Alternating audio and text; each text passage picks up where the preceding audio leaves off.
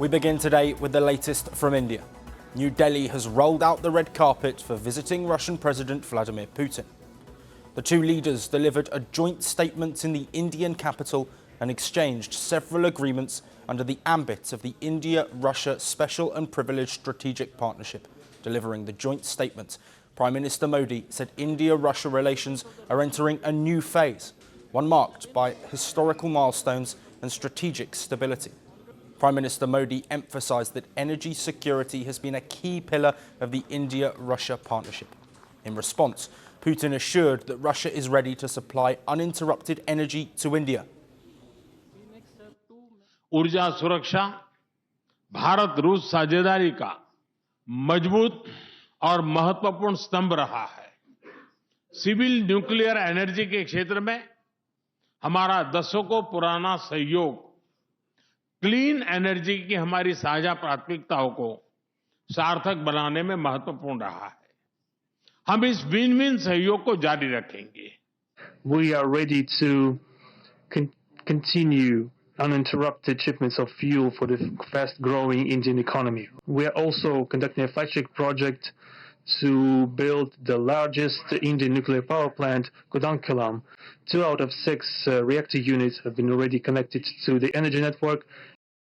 Prime Minister Modi also pointed to India and Russia's long-standing cooperation against terrorism, recalling incidents from the Pahalgam terror attack in April this year to the Crocus City Hall attack in Moscow in March 2024. PM Modi said that to uproot terrorism, global unity is essential. To boost anti-terror cooperation, both Prime Minister Modi and President Putin pointed to close coordination in BRICS, SCO, the UN, G20 and other multilateral platforms. The two nations announced their economic roadmap for the next 5 years. This includes India opening a pharma factory in Russia and Russia launching a joint urea production unit in India. Russia will train Indian seafarers for advanced maritime navigation. President Putin also offered small nuclear reactor technology to India. New Delhi announced a free e-visa facility for Russian nationals, alongside a joint mobility pact and a shipbuilding cooperation agreement. The two leaders also discussed the Ukraine war, with Prime Minister Modi underlining that India is on the side of peace. Let's listen in. Excellency, Ukraine के संकट के बाद हमारी लगातार चर्चा होती रही है।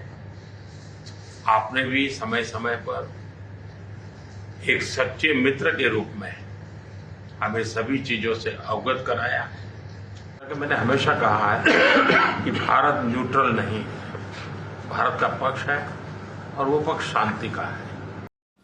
Russian President Putin highlighted that even as the global order shifts, India and Russia remain particularly privileged strategic partners. Dear friends, first of all, thank you very much for inviting me. I could share a great deal of details about the events taking place in Ukraine. We are taking together with some partners, including the United States, on a possible peaceful settlement. Thank you for the attention aimed at finding a solution to this situation. Our relations are deeply rooted into history, but it is not the words that matter, it is the substance. Earlier this morning, New Delhi put on the full ceremonial display at Rashtrapati Bhavan. President Draupadi Murmu received the Russian leader with a Tri-Services Guard of Honour. After this, Putin's day began with a solemn stop at the Mahatma Gandhi Memorial in Rajghat. The Russian president laid a wreath at the memorial and signed the visitors' book, leaving behind a message calling for a just world order. Moscow remains New Delhi's biggest military partner, even as India diversifies its defence procurements. Today's meeting also marks 25 years of the India-Russia strategic partnership, a partnership that began during Putin's first year in office. Annual summits such as this one have become a defining feature of the relationship. With the joint statement out, the broader picture becomes clear. India is attempting to stabilise an old partnership without alienating its new ones. And the world is watching how New Delhi continues to balance principle with pragmatism. And for more on this, we have with us Ambassador Asoke Mukerji, India's former permanent representative to the United Nations, joining us live from New Delhi. Thank you for joining us, Ambassador. Thank you for inviting me. Ambassador, why is this India-Russia summit so significant? Well, it's significant because, as you mentioned, it's the 25th year of the strategic partnership, the 23rd summit. One or two have not been held because of the pandemic and domestic reasons. But the fact that the two leaders have met, that this is President Putin's 25th year of overseeing Russia's partnership with India, and Prime Minister Modi's 8th time meeting President Putin in the summit, I think that is important, essentially because it has solidified the trust between the two leaders, a trust which has enabled them to also introduce informal summit mechanism from their meeting in Sochi in 2018, which has been built upon by a very, very unusual interaction in a very informal setting. For example, they have met over informal dinners, which are one-to-one dinners. They have even sat together in long automobile rides and discussed issues. So this element of trust is very important, and I think the summit has benefited from that. Yes, and given your vast experience, you are perfectly placed to answer what you see as the most important part of the leaders' joint statement. Well, the most important part is how to take the bilateral economic relationship forward. This has been the challenge ever since the strategic partnership was announced 25 years ago. At that time, Russia was a different country. It was part of the G8. India was under American and Western sanctions because of its nuclear weapons tests. So it was a different period, but even at that time, the realization and the commitment to make the economic relationship the fulcrum of the strategic partnership was articulated, and attempts were made to carry it forward.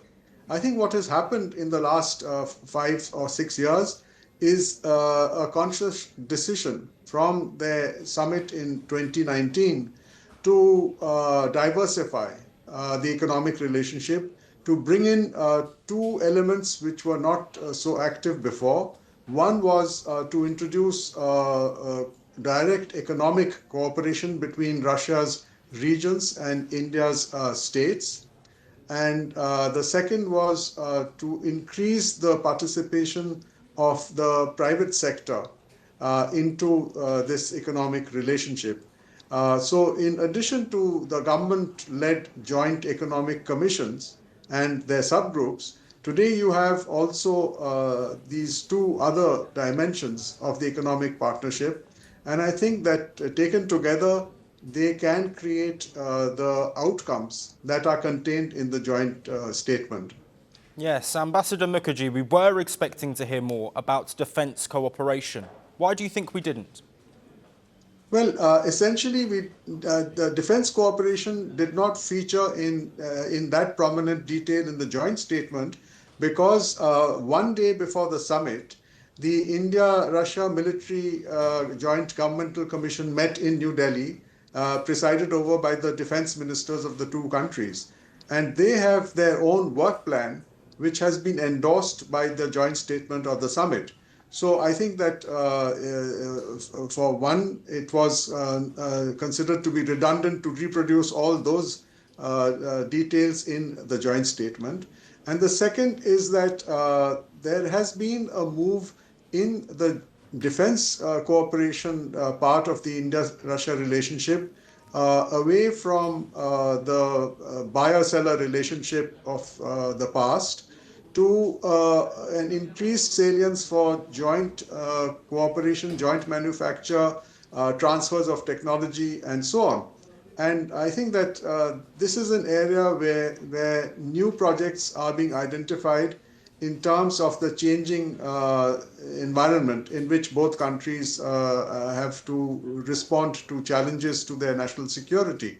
So it's therefore a policy framework, a framework for innovation, for cooperation, and even in the joint statement is mentioned for exports of jointly produced products to third countries. So this is something that is probably new, and I think that the focus therefore is on that meeting rather than the discussions during the summit.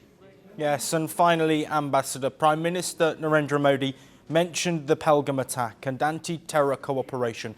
What is the significance of this visit in sharpening India's strategic messaging against terrorism? Well, the fact that out of the 70 paragraphs of the joint statement, 5 paragraphs are devoted to countering terrorism shows that both sides have agreed on a common roadmap with which to counter this threat to their national security.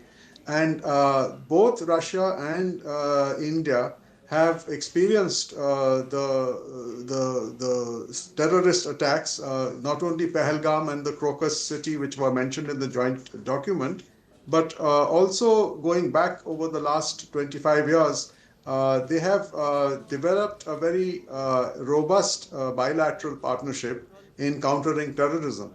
I think one dimension which is behind the words of the joint statement is the increasing politicization of the use of terrorism by countries. For example, we saw in Afghanistan proscribed UN terrorists, the Taliban and individual leaders of the Taliban being mainstreamed into effective control of the country. And more recently in Syria, in December last year, UN proscribed terrorist and his group were mainstreamed into heading the regime in Syria. So I think that is a concern which is shared by India and Russia, in the sense that if they have worked together with other members of the United Nations to counter terrorism by using the Security Council and its restrictions on terrorists